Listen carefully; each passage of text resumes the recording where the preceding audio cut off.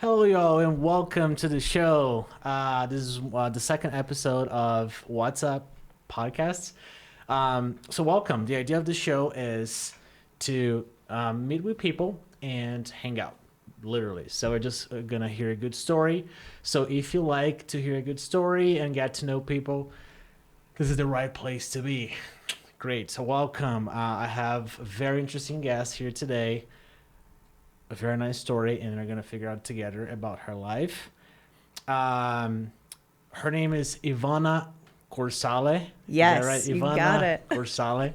And she's digital media coordinator, Administrator. Yeah. administrator, digital media administrator for the city and county of Denver. So let's give it up to Ivana, everyone. Oh, wow. There you go. Love it. I love the sound effects. Love it. We love this audience. Ivana, thanks for being on the show. Yeah, thanks for having me. Awesome. So, you were not from Denver, is that right? That's what I heard. Yeah, That's yeah. how we got connected a little bit. Right, Because I was right. like, well, tell me a little bit about Yeah. you. Yeah, I'm not from Denver. I didn't even grow up in the U.S. Okay. I was born and raised in Italy, southern Italy, in Sicily specifically. Have lived in the U.S. since the year 2000. I actually moved to the U.S. like it was the end of 1999, the cusp between 99 and 2000, basically, and I've basically lived in the U.S. since then. I moved to the U.S. after high school in Italy. I just wanted to explore, the world beyond my own bubble where I grew up. And at that time, I really wanted to improve my English. And so I thought the best way to improve my English was to live in a country where, you have to speak English. That becomes your primary language. So initially, I moved to Texas. It wasn't really what I had envisioned the U.S. would look like, because as an Italian, and I think in Europe in general, people who have never been in the U.S., they have this image of the U.S. as like New York City, big city. And so Texas, I moved to Dallas, was not quite like New York City.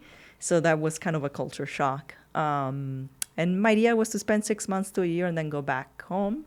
That didn't happen. I sort of like dived in, started college, and one thing led to another. I stayed in the country. I moved to Colorado in 2011. So I spent 11 years in Texas and then moved to Colorado, beautiful state.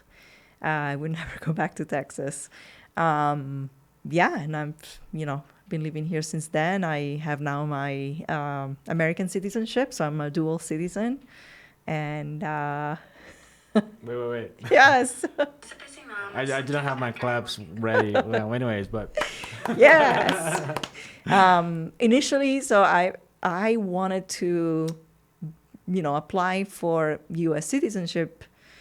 I think it was the year 2000, was it? Yeah, 2008. I mean, it was like after the Obama administration. And of course, now I'm going to get political. But I was like, Hillary was running, and I thought, oh, I really want to be able to, exercise my civic duty. I've been living in this country for so long. And I want to be able to vote for a woman president. And at that time, I think there was a huge volume of applications for U.S. citizenship, because I think everyone was having the same thought process. Oh, Hillary Clinton, I want to have the ability to vote for the first woman president. So the wait list and the wait line to apply for citizenship was like over a year.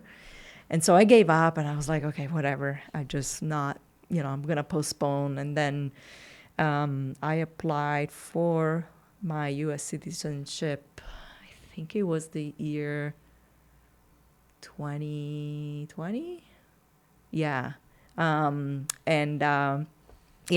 Mostly my drive to apply for the American citizenship was to, exercise my civic duty, have a voice in that civic arena, since I basically now live here. And I do, I am, what's the word I'm looking for?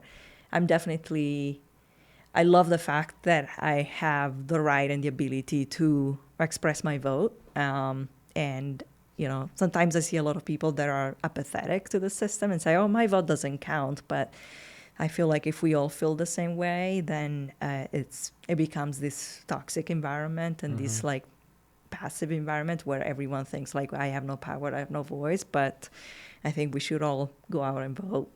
Wow, I have so many questions. So it's been like 24 years since you left Italy. Where in Italy? I grew up in Sicily. In Sicily, which is the south part, Yeah. right? It's like The little island is like there's a boot. Yes. And there's like the little rock, right? Yeah, exactly. It's like the weird triangle shaped triangle close island. to the boot. Yep. Tell me top 3 things that you miss about Italy, because okay. it's been actually a while, so it's Yeah. like it feels like half of your life almost is here, Yeah. sort of. Yeah.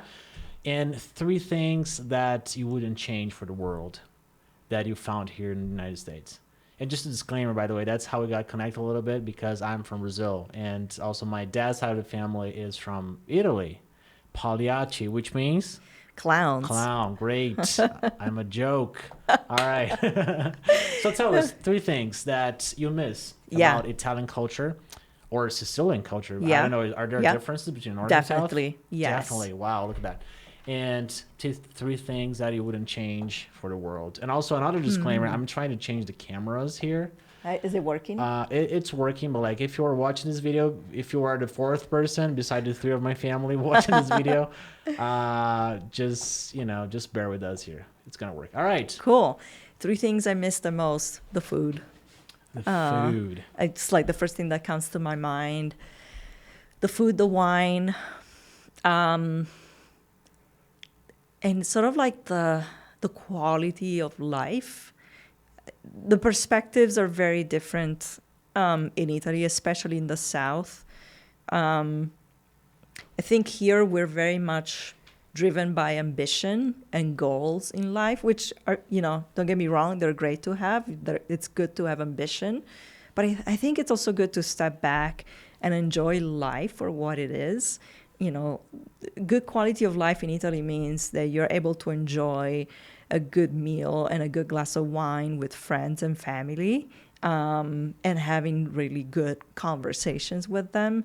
It's not so much about how much you have advanced in your career or how far you've gone in your career, but it's about what do you do? The first yeah, question. Yeah, I feel exactly. Like, like, oh, what do you do? What do you do? It's a very American question. Yeah. Like, what do you do for a living? It's and then one ranks your profession, your space in the world, and then you go from there. If you're like a physician, you have more scores, right? Yeah, exactly. Than a teacher or something. But and this is something that would never come up in a conversation in Italy. Someone who is local would never ask you, what do you do for a living? Because it's just not part of the culture. It's not part of the status quo. It's more about making connections with the people around you, enjoying a good meal. So food, quality of life, lifestyle, and wine. I mean, you can get the wine here, but there's definitely nuances, and that's more accessible too. It's more accessible. It's cheaper. Yeah, it's much cheaper. Like you can find a bottle of Sicilian wine there I'm talking about a bottle for $8 to $10. In the U.S., it would be $20 to $25. The same bottle. Look at that. Wow. So if you ever go to Italy, just bring a bag full of wine. Yes. Okay, so top 3 things that you wouldn't change for the world that you just found out here in the States. In Texas or in Colorado or, anywhere else. Yeah. Can be one too. Don't have to be I think and this is not representative of all Italians. I mean, it's basically more the environment where I grew up. But things that I wouldn't trade for the world that I find here, especially in Colorado, is respect for your land, respect for your environment. You don't find a lot of littering. If you go on a trail, you go on a hike, I mean, here you don't find any littering, any garbage bags that are just abandoned. And I think that speaks to the sense of just respect for your environment, and respect for your community. I grew up in an environment where it was the opposite, that people would throw garbage of trash from their car window, and, just like you are I grew up on the coast, on the Mediterranean, so I would hang out at the beach and just find trash everywhere, like, plastic bags full of trash. And that to me was very infuriating, because it's like, this is your backyard, basically. It's a beautiful backyard, and you're just littering your backyard for no particular reason. And number three? Number three. Or I could just think about that. Or tell me, what are the main differences between North Italy and South Italy? Because, like, for me, as from somebody from outside, it's just like the same thing. Yeah. Oh, very but different. Not really, right? South and North, there's actually a lot of like stereotypes, or just like just racial undertones between the two areas. Historically, really, the South has always been, in a constant state of financial, social regression. Like, everything in the South is always behind in terms of infrastructure, in terms of healthcare. And the North is more advanced. It's more in tune with the rest of Europe. So there's more infrastructure, there's more money being invested into healthcare, schools, just infrastructures, the roads in general. Is the South? Is it safe to say that the South is still more religious than the North, or the Italy? I think Italy in general is still a very religious country. Yeah, Catholic. Okay, I think maybe the South, there's more religious connotations, but I think in general, Italy is very much a Catholic country. I grew up where, I had to go to Sunday school. It's automatically just understood that when you grew up in Italy, you're a Catholic. Yeah, I was. Yeah, you're born Catholic. You're baptized. You go through all the steps of Catholicism, and I kind of, stepped away from the religious world when I was maybe 15, because I don't know, I just felt so forced to me. This sort of like sense of indoctrination, and something that I never really fully believed in. So, my parents, I wouldn't say they forced, it was just sort of like part of it's like social norm. You're born, you get baptized, then you go through your first communion, which means you have to go through catechism, which is church school. And then after the first communion, you do, it's called confirmation. It's another step in the Catholic world. And I remember when it was time for confirmation, I had to attend Sunday church school for 3 years in order to receive confirmation. And at that time, I told my parents, I'm not doing that. I just can't. And so I'm not doing it. Yeah. And then my parents were very open to that. We're like, okay, fine. But yeah, it's ingrained in society. How's the, let me just change the camera before I forget. How is the music culture in Italy? Because like, I play the piano, and to me, it's just like Italy is a huge reference for a lot of things. Yeah, it's where the piano was created, invented. You folks, yes, you invented it. Yes, I think Italians are great for their sense of artistry, design. Yeah, you name it. But like, how is that like on daily basis? Because on my brain, everyone just listen to opera every day, but it's not. That doesn't happen necessarily. No, right? And in fact, you have like pop music. We have bad pop music. Bad pop music. You have American music, I assume. Yeah. Like Beyonce. Yeah, all of those. Pop. The American pop music is very pop. It has always been very popular, but Italian pop music, I think, tends to just try to emulate and imitate what American pop artists do, and they do it in a bad way. Okay. What's your favorite style of music or genre or band?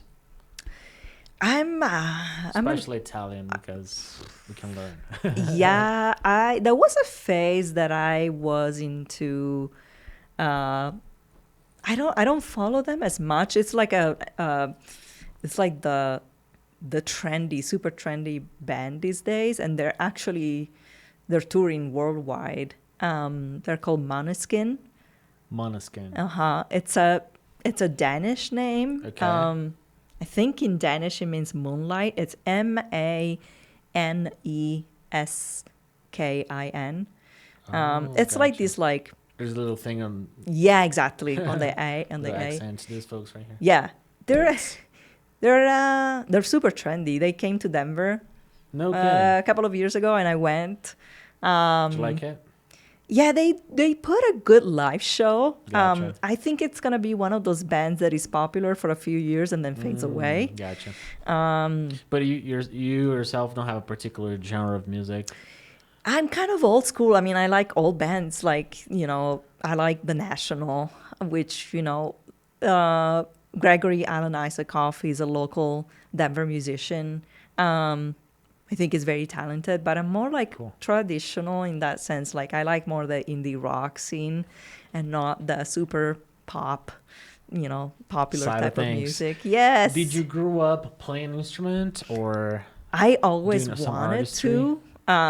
I grew up always. In fact, this is a fun story. Tell us. When when you go to high school in Italy, you kind of have to a little bit choose a major. So, and you're like 13, 14, because there are different types of high school in Italy. There are vocational schools where it's more like practical learning. Then there are other schools that really prep you to go to university. But even within those schools, there's differentiations. There are some of those schools, they're called lyceums. Some of the schools prep you to study more like the classical languages, like Greek, Latin. And then other schools that prep you to study more like science and math. And then there are other schools that prep you to study modern languages like French, German, and Italian, and that's the direction I went to. But initially, I really was drawn into music, and I really wanted to learn how to play the guitar. And I was actually looking into studying to like a conservatory music school, but there was no conservatory in my hometown, so it was a Which little. is the name of your hometown? Oh, Shaka. Shaka. Yes. What does that mean? I'm Is not there a meaning sure. for that? Yeah, I'm sure Shaka. there is a meaning. The Is that Italian? well, the actual origin of the name comes from Arabic. The original spelling of the name was Xaka, which is spelled Xacca. I forget Okay. the meaning of it. Okay. I would have to look it up. But No, you're fine. I'm just curious.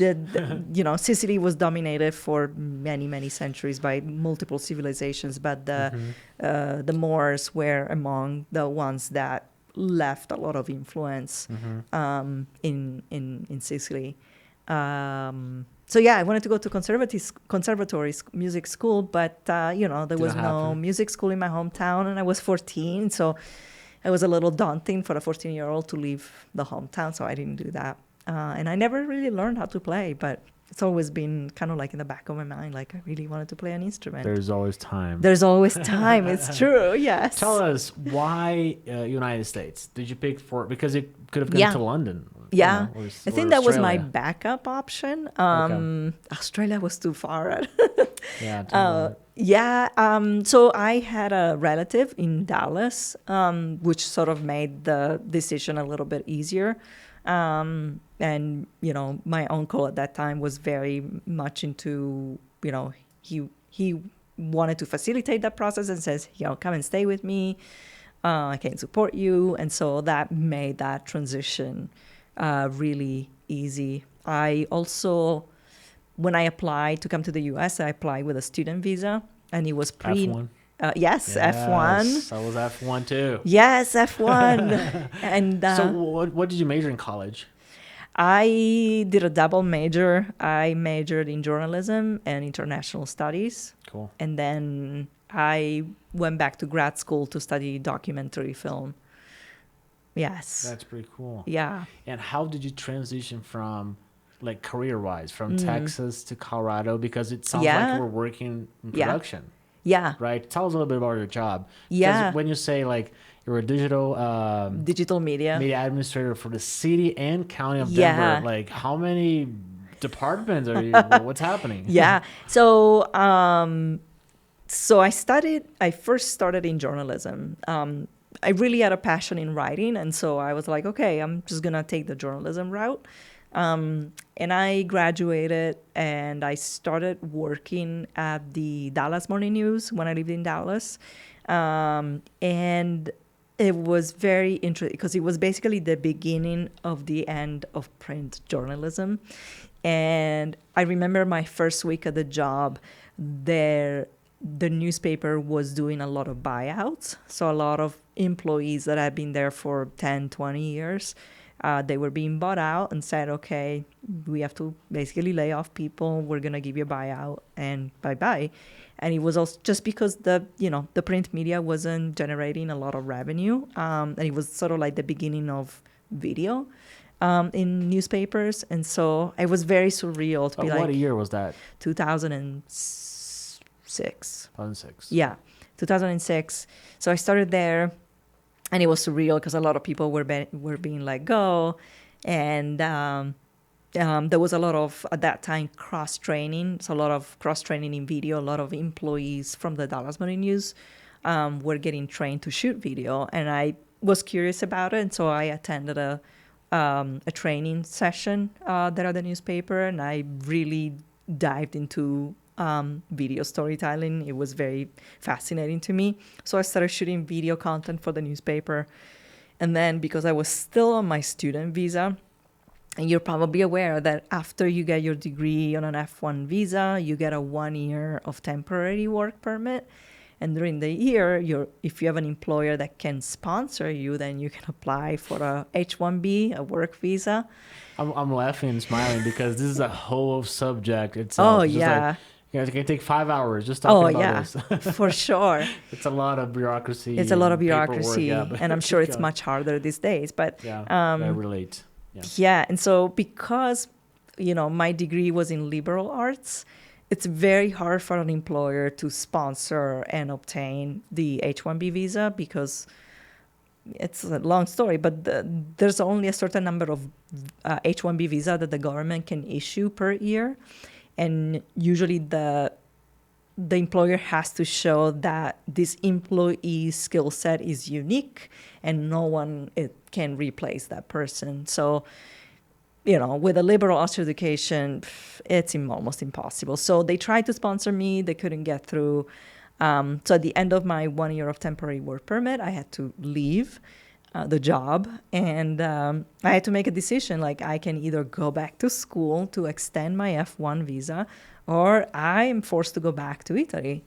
And I have been in the U.S. already for 6-7 years. And I was like, I don't want to go back to Italy. I'm very well accustomed here, and so I want to continue staying here. So I went back to school and picked documentary film because I was fascinated by video. But I felt at the newspaper, you were producing short video stories that were like a minute or 2 minutes. And then sometimes I felt it was too limiting to tell a story in 1 minute or 2 minutes. So I wanted to explore documentary as like long form storytelling. So I went back to school in Texas and got my master's degree in documentary film. And that was the best time I spent in education in the U.S., just my master's degree in filmmaking. And then, moved to Colorado. I actually met my husband in Texas. He was a photographer at the Dallas Morning News. And we met during the training of the video workshops that we were doing. So we met there. He grew up in Boulder. And so after I finished my Republic. Yes, Boulder. the Republic of Boulder. If you're not from Colorado, that's what I learned too, because I was not from Colorado. I'm not from Colorado. Boulder is a whole thing. It's a whole. They have their whole like. It's a whole world, right? Yeah, it's a bubble. So they call it a bubble because everything's perfect. Yes. Yada yada. Yeah, it's But yeah, always sunny. it's beautiful. It is beautiful. Yeah. Yeah. So yeah, we met there, and at the end of my master's degree, we were both like, we need to leave this state. And so yeah, it was a good opportunity to just move here, and Is your husband American? he's American. Oh, he's Yeah, American. How many languages do you speak in your household? sadly only English. English? But how many languages do you speak? Oh. English and Italian? English and Italian. I learned Spanish a little bit. I could probably just do a little bit of basic Spanish conversation, just because it's so similar to Italian. Yeah, I heard in Italy there are a lot of like sort of dialects. Yes. So it doesn't necessarily is the same. The Italian that they Right. speak in Rome from your Yeah, the yeah. south. How is that? It's just like a different language. Yeah. Or, I or mean, a different accent. oh no, it's a different language. Different language. A lot of them, I would say, are more like dying languages because people they don't tend to speak them anymore. Really, like the Sicilian dialect. I would. Do you speak? No, I can understand the dialect. I don't really speak it because I grew up really not speaking the dialect. But what did you grow up? What the average Yeah. Italian grew up learning? Italian. Like there's an official common Yes. sense. Okay. Yes. I mean, Gotcha. it's more like the Sicilian is more like a dialectical verbal language. Mm-hmm.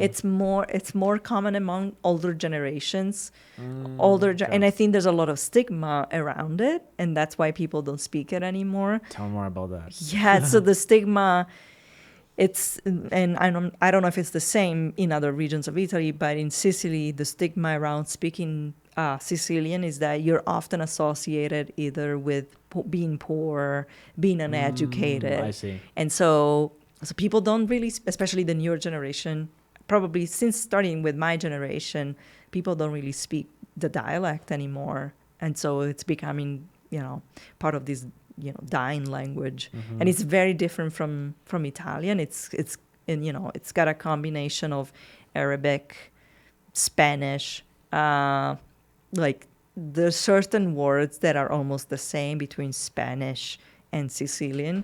So it's fascinating to look at languages like that. Like it's really just this mirror of the different civilizations that had a imprint into that territory.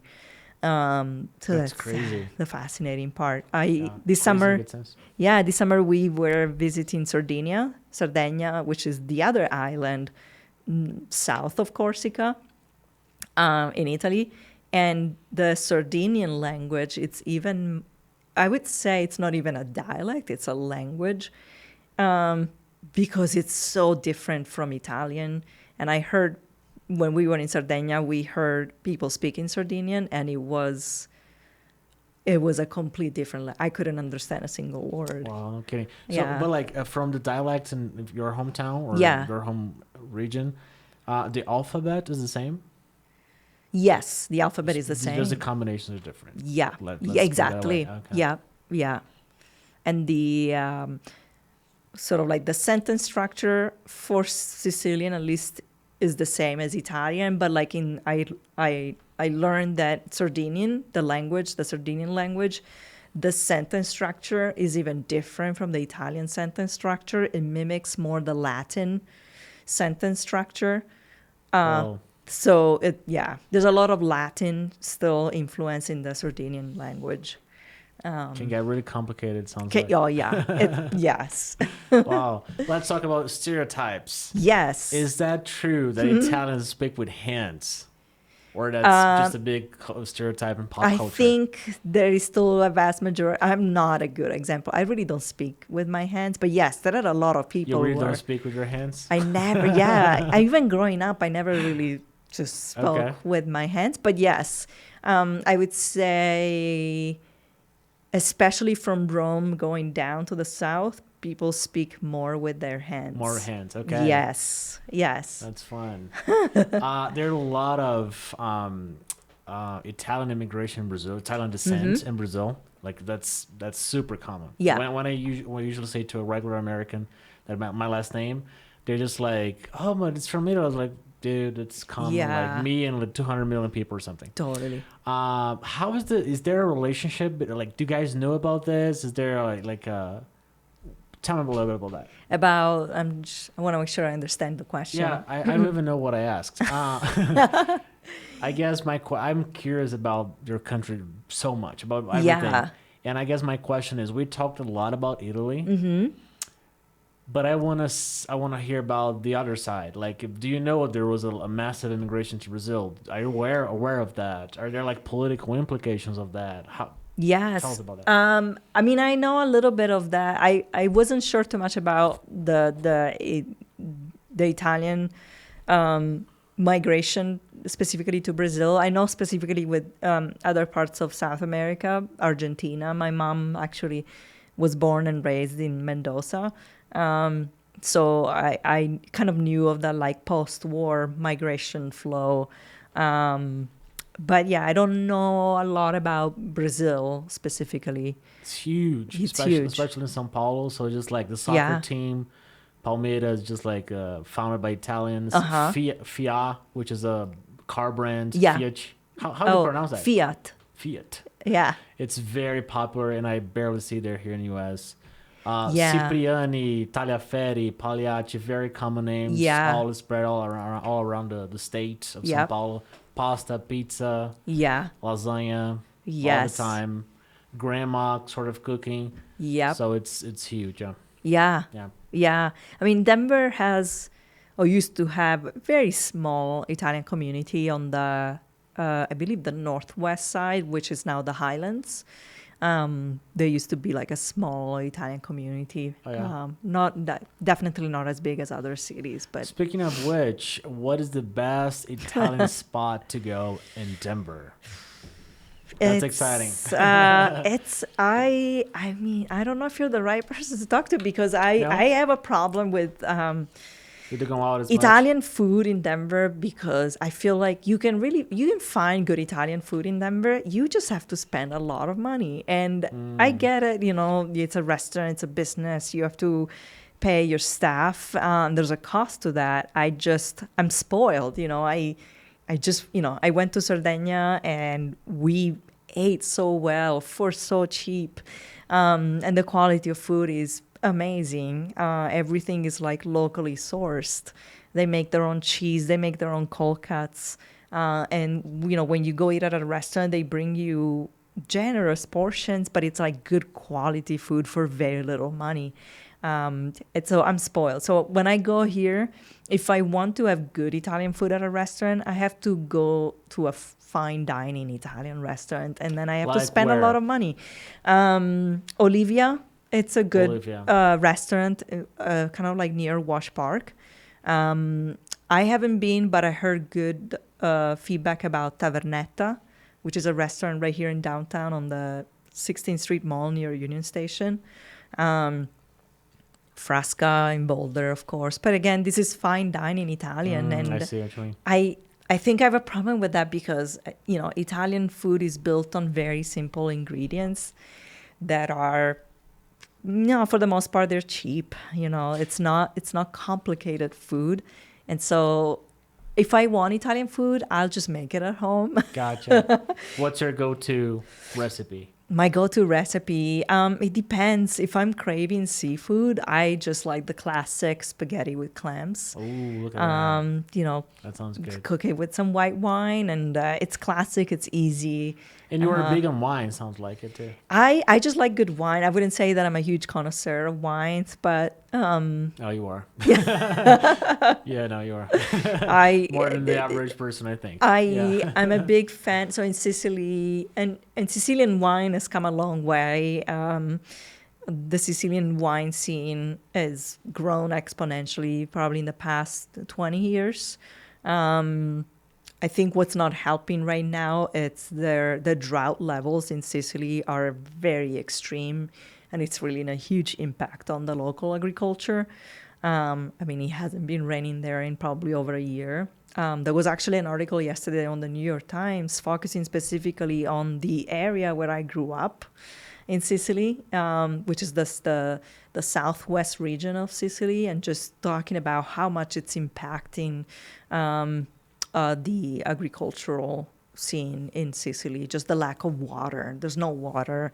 It's not raining, and there's tourism that it's very hard to sustain at this pace. But there is a good wine from Sicily that I just fell in love from the get-go. It's this wine family. The name of the wine is Donna Fugata, which in Italian means fugitive woman. But they produce excellent wine, but they're not the only ones. There's so many just quality of wines that are just so good and so cheap compared to, the prices that you get here. It sounds like the Italian cuisine is very, like I said, of course, it's very, everything's simple, simple ingredients, but also the freshness of it. Yes. And I feel like that's something that you pay a lot of money in the States to have for fresh food.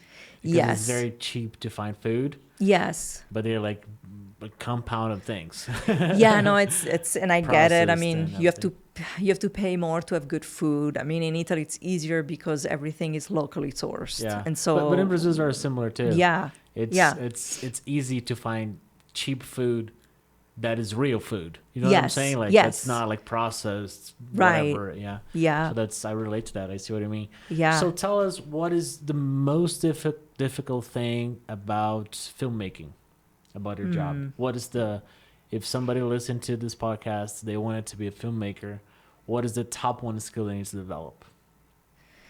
I think just keeping your motivation, and just figuring out what really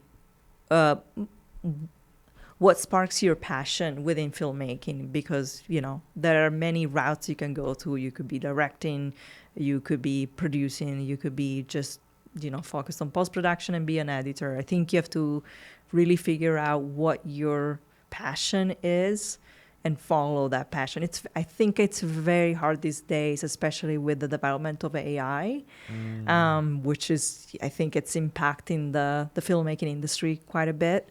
But I think ultimately it's like following your passion, what really drives you, what really really motivates you, and follow that along. It's really the advice that I can give, and just keep working through. Is it safe to say that is a very entrepreneurial sort of career? You have to, like you said, have exactly. the passion, open and the your drive, own path, and just go for it. And just go for Sounds it. like a musician's life. I think it's very similar. Or like an actor, It's very, very similar. You gotta make it happen. Make it happen. Yeah. Wow. What is the number one advice that you give for aspiring filmmakers? Number one advice. I guess never be afraid to make mistakes. Okay. Because you will make mistakes. And just be open to feedback. Be vulnerable for feedback. Because it's really what's gonna help you grow in your career. It's to make mistakes, learn from your mistakes, and learn from others. Yes. Do it again. Yeah, be open to feedback and criticism. Yeah. Tell us a little bit about what you do for the city of Denver. Yeah. So I'm the digital media admin, specifically, not just for the entire city. I'm just the digital media admin for technology services, which is one of the agencies within the city of Denver. Okay. There are many, many agencies, but technology services is where I work. More specifically with. I work with Denver Community Media, where we are right now, and also Denver 8. Denver 8 is the government access channel where we air all the city council and all the committee meetings, mayor council, mayor press conferences. Okay. My job specifically is to curate the video content that goes on both channels, the DCM channel and the Denver 8 channel. So curate the video content and just put content on the air that is relevant for Denver. It's relevant for Colorado. And so I do a lot of outreach and connections with the Denver sort of like key players, museums, nonprofits, agencies that produce their own content and are willing to share it on our channel. This is primarily what I do, and try to form new partnerships with DCM and other outside entities, whether they are nonprofits or just single individuals that are willing to collaborate on projects. Wow. Yeah. If you never heard of this place, Denver Community Media, that's where this podcast has been recording at. This studio is amazing, isn't it? Yes, it is. It's like top-notch facility. Everything's great. You should learn more about it. Just Google Denver Community Media. Yes. And come here and create a podcast or something. There's also TV studio. Is that right? Yeah, there's a TV broadcast studio. It's a much larger studio. And we have edit bays. They have everything. That's amazing. Yeah. We have a lot of resources. A lot of resources. Tell us something Italian so we can finish this interview. Like bye or have a good week or something. Something that you can say. I overthink things, and how do you say goodbye? Goodbye. Arrivederci. Arrivederci. Arrivederci. It's not ciao. Ciao. Yeah, you can say Ciao. ciao. Italian. We have many ways of saying one thing. Many ways of saying one thing. Okay. So I can say ciao. A domani. See you tomorrow. What is a domani? See you tomorrow. See you tomorrow. A domani. Yeah. But how do you say that in a sentence? A domani. A domani. Ciao. A domani. Ciao. Okay. A domani. Ciao. So the most important question of this interview. Did you enjoy to talk to us today?